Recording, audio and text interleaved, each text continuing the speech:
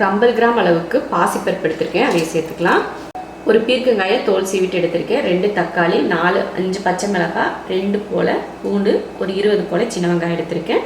இதெல்லாம் மொத்தமாக சேர்த்துடலாம்.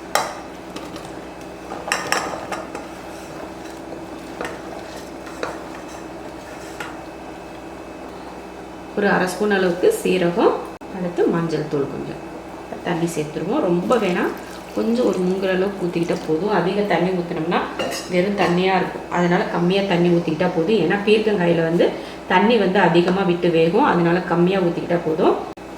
அடுத்து தேவையான உப்பு மூடி போட்டுடலாம். 2 விசில் விட்டு ஆஃப் பண்ணிக்கலாம். நான் வந்து ஒரு குத்து மதிப்பாக ஒரு அளவு போட்டு நான் வந்து இட்லிக்கு அரைச்சேன். அது வருதா இல்லையா அப்படிங்கிறது தான் இப்போ வந்து நான் ட்ரையல் இட்லி பார்க்குறேன். இது வந்து ப்ராப்பரான ஒரு இட்லி வீடியோ கிடையாது, இது வந்து நான் ட்ரையல் பார்க்குறேன். இது வந்து செட் ஆச்சுன்னா அடுத்த தடவை இப்படியும் இட்லி மாவு அரைக்கலாம் அப்படின்னு 10ஓட 11னா இதையும் சேர்த்து போட்டுருவோம். நிறைய எக்ஸ்பெரிமெண்ட் பண்ணுறோமா, அதில் இதுவும் ஒன்று. அவ்வளோதான், வச்சாச்சு. எப்படி வருதுன்னு பார்ப்போம். நல்லா வரணும். ஒரு வேகட்டும். அதுங்குள்ளேயும் இட்லி வேகிறதுக்குள்ளே இதுவே வந்துடும் மாட்டிருக்குது விசில். இட்லி எடுத்துருவோம். இட்லி என்னமோ சொதப்பின மாதிரி தான் எனக்கு தோணுது. பார்த்துருவோம் எப்படி இருக்குன்னு. இட்லி நல்லா தான் வந்திருக்கு, வர்றதெல்லாம் நல்லா வந்திருக்கு. ஆனால் கொஞ்சம் கல் மாதிரி இருக்குது. ஆனால் ஒரு கொஞ்சம் சோடாப்பு எதுனா போட்டு ஊற்றிருந்தோம்னா சூப்பராக வந்திருக்குன்னு நினைக்கிறேன். இன்னொரு டைம் வந்து நான் இதில் சோடாப்பு போட்டு ஒரு டைம் ட்ரை பண்ணி பார்த்துட்டு உங்களுக்கு வந்து ரெசிபி வந்து அடுத்த வீடியோவில் சொல்கிறேன். நான் வந்து இத்தனை நாள் வீடியோவில் இட்லி ஊற்றுறப்பெல்லாம் பார்த்தீங்கன்னா சோடாப்பெல்லாம் சேர்க்காம தான் இட்லி ஊற்றுவேன். அப்படியே பஞ்சு போல் இருக்கும். ஆனால் இதுக்கு சோடாப்பு சேர்க்கல, எப்பயும் போல் செஞ்சேன். ஆனாலும் ரொம்ப மோசம்லாம் சொல்ல முடியாது. நம்ம ஹோட்டல்களுக்கெல்லாம் போனோம்னா சாப்பிடுவோம் பார்த்தீங்களா, அந்த மாதிரி தான் இருக்குது இட்லி. ரொம்ப மோசம்லாம் சொல்ல பாருங்கள், சாஃப்டாக தான் இருக்குது. ஆனாலும் நம்ம எதிர்பார்க்குற ஒரு அல்ட்ரா சாஃப்ட் கிடையாது. அதனால் இதில் கொஞ்சம் சோடாப்பு சேர்த்துட்டு நம்ம இட்லி செஞ்சோம்னா சூப்பராக இருக்கும். இந்த வீடியோவை பொறுத்த வரைக்கும் நம்ம வந்து ரெசிபி இப்போ வேண்டாம், இன்னொரு நாளைக்கு பார்த்துக்கலாம். நல்லா வேக வச்சு வெந்துருச்சு பாருங்கள். இது கூட பாசிப்பருப்பு, துவரம் பருப்பு, உங்களுக்கு எந்த பருப்பு பிடிக்குமோ அந்த பருப்பு சேர்த்துக்கலாம். கடலை பருப்பு கூட நீங்கள் சேர்த்துக்கலாம், ரொம்ப நல்லா தான் இருக்கும். அவ்வளோதான், நல்ல குலைவாக வெந்திருக்கு பாருங்கள். நம்ம தண்ணியை வடிச்சிட்டு தான் கடைய போகிறோம். அதுக்கு முன்னாடி பார்த்திங்கன்னா கொஞ்சம் சின்ன சைஸ் வந்து புளி போட்டுக்கலாம். தக்காளியில் புளிப்பு இருக்குது, அது பத்துமா என்னன்னு தெரியல. அதனால் கொஞ்சம் சும்மா லைட்டாக ஒரே ஒரு கொதி விட்டு சும்மா சின்ன சைஸ் புளி எடுத்து போட்டிருக்கேன். அந்த புளிக்காக ஊறட்டும், அதுக்காக ஒரு கொதி விடவும். அவ்வளோதான், நல்லா வெந்துச்சு. சும்மா லைட்டாக ஒரு கொதி, முன்னாடியே போட்டுருந்துருக்கலாம், சரி போடலை, அதனால் கடைசியில் போட்டேன். இப்போ அடுப்பை ஆஃப் பண்ணிவிட்டு நம்ம தண்ணி வடிச்சிட்டு கடைஞ்சிக்கலாம். பீர்க்கங்காய் கடையில் சூப்பராக ரெடி ஆகிடுச்சு. நல்லா சுருக்கு, நல்லா காரசாரமாக நல்லாயிருக்கு. இதுக்கு ஒரு தாளிப்பு. தாளிக்கிறதுக்கு எண்ணெய் ஊற்றிடலாம். எண்ணெய் காஞ்சதுமே கொஞ்சம் கடுகு உளுந்து, கடுகு பொரிஞ்சதுமே கொஞ்சம் கருவேப்பிலை, ஸ்டவ் ஆஃப் பண்ணிவிட்டு கொஞ்சம் பெருங்காயத்தூள். அவ்வளோதான், இப்போ இதை ஊற்றிடலாம்.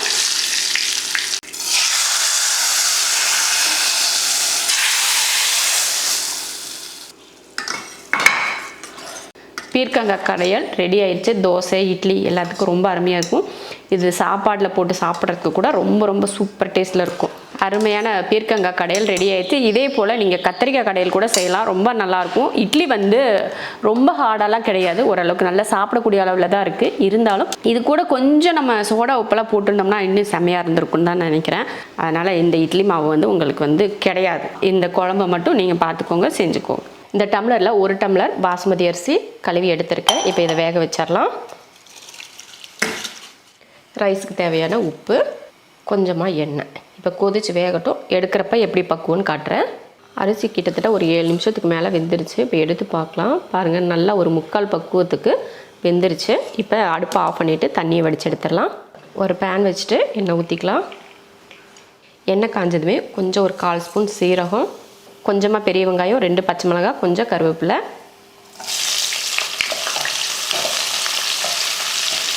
வெங்காயம் இந்த அளவுக்கு வதங்கினதுக்கப்புறமா ஒரு பீட்ரூட் எடுத்திருக்கேன், அதையும் சேர்த்துடலாம். நல்லா குட்டி குட்டியாக வெட்டி சேர்த்துக்கணும். துருவி சேர்க்குறத விட இந்த மாதிரி சின்ன சின்னதாக வெட்டி சேர்த்திங்கன்னா தான் நல்லாயிருக்கும். அதனால் வெட்டி சேர்த்துக்கோங்க. தேவையான உப்பு. பீட்ரூட் வந்து நல்லா வேகட்டும். பீட்ரூட் வந்து நல்லா வெந்துருச்சு. இந்த டைமில் கொஞ்சம் நம்ம மிளகாத்தூள் சேர்த்துடலாம். 1/4 ஸ்பூன் அளவுக்கு மிளகாத்தூள். கொஞ்சம் பீட்ரூட்டு தானே, அதனால் கொஞ்சம் காரமாக இருக்கட்டும் அப்படின்றதுக்காக கொஞ்சம் மிளகாத்தூளும் சேர்த்துக்கிறேன். ஒரு 1/2 ஸ்பூன் அளவுக்கு மல்லித்தூள், 1/4 ஸ்பூன் கரம் மசாலா, அவ்வளோதான். இந்த அளவுக்கு வதக்குனதுக்கப்புறமா நான் வந்து இதில் 3 முட்டை சேர்த்துக்கிறேன்.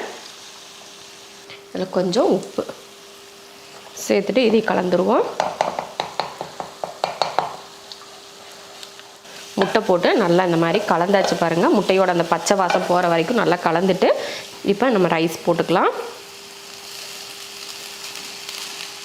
நம்ம வந்து பீட்ரூட்டுக்கு உப்பு போட்டிருக்கோம், ரைஸ்க்கு உப்பு போட்டிருக்கோம், முட்டைக்கு உப்பு போட்டிருக்கோம். அதனால் எக்ஸ்ட்ரா உப்பு சேர்க்க தேவையில்லை. இப்போ அடுப்பை சிம்மில் வச்சுட்டு கலந்துக்கலாம்.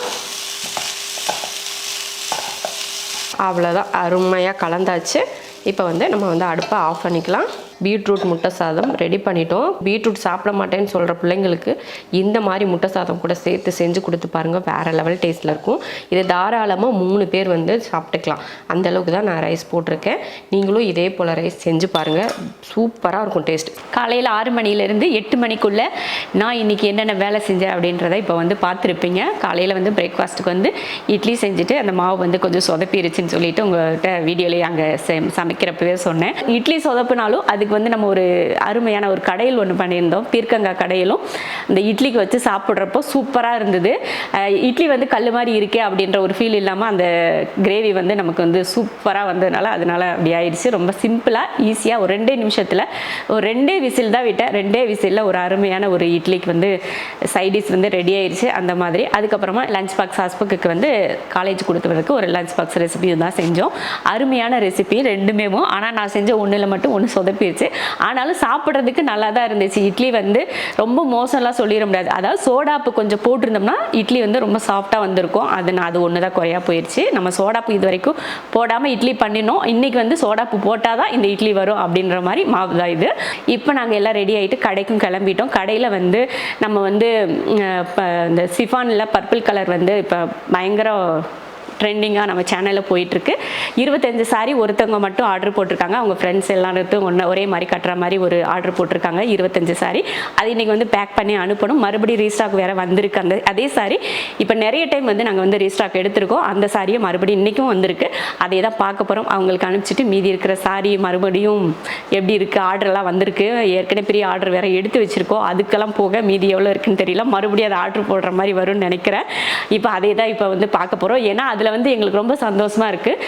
ஒரு சாரி வாங்கிட்டு அதில் வந்து மறுபடியும் நாங்கள் வந்து ரீஸ்டாக் எடுக்கிறோம் அப்படிங்கிறப்போ ரொம்ப சந்தோஷமாக இருக்கும் இல்லையா. அந்த மாதிரி தான் நாங்கள் எடுக்கிற ரீஸ்டாக்கில் இந்த சாரியும் ஒன்று இடையில வந்து சேர்ந்துருக்கிறது எங்களுக்கு ரொம்ப ஹாப்பியாக இருக்குது. இதுக்கு முன்னாடி பார்த்தீங்கன்னா வயலட் பியூட்டி சாரி வந்து பயங்கர ட்ரெண்டிங்கில் போயிட்டு நிறைய பேர் வாங்கிட்டு நிறைய ரிவ்யூ நிறைய பாசிட்டிவ் வந்து எங்களுக்கு கிடைச்சிது. அதுக்கப்புறமா செட்டிநாடு காட்டன், பர்பிள் பியூட்டி இப்படி நிறைய சாரீஸ் வந்து போய்கிட்டே இருக்குது. அதில் இப்போ கொஞ்சம் ரீசெண்ட் டைம்ஸில் பார்த்தீங்கன்னா இந்த சிஃபானில் வந்து பர்பிள் கலர் வந்து ரொம்ப பயங்கரமாக போயிட்டுருக்கு. அதுதான் இன்றைக்கி பார்க்க போகிறோம். இவ்வளோ அழகான சாரீ, அதிக டிமாண்டான ஒரு சாரீனா இந்த சாரீ. நிறைய பேர் நிறைய என்கொயரி, அதுவும் புக்கிங்கும் பார்த்திங்கன்னா நிறைய புக்கிங் இருக்குது இந்த சாரீக்கு. இந்த சாரியும் நம்மக்கிட்ட ரீஸ்டாக் வந்திருக்கு. இதுதான் முந்தான. ப்ளவுஸ் வந்து ப்ளைனாக இருக்கும். சாரியில் எந்த டிசைனுமே இருக்காது. ஃபுல்லாக பார்த்திங்கன்னா ப்ளைன் சாரீ. பார்டர் மட்டும்தான் இதில் ஹைலைட். ரொம்ப அழகாக இருக்கும் இந்த பார்டர் பார்க்குறப்போ. இந்த ஜரிகை பார்த்தீங்கன்னா அவ்வளோ ஹைலைட்டாக நல்லா பளிச்சுன்னு தெரியுது பாருங்கள். அதுக்காகவே இந்த சாரீ வந்து நிறைய மூவ் ஆச்சுன்னு நினைக்கிறேன் நான். அவ்வளோ அழகாக இருக்குது. சூப்பர். இந்த சாரீ உங்களுக்கு பிடிச்சிருந்ததுன்னா ஸ்க்ரீன்ஷாட் பண்ணி வாட்ஸ்அப்பில் ஆர்டர் போடுங்க.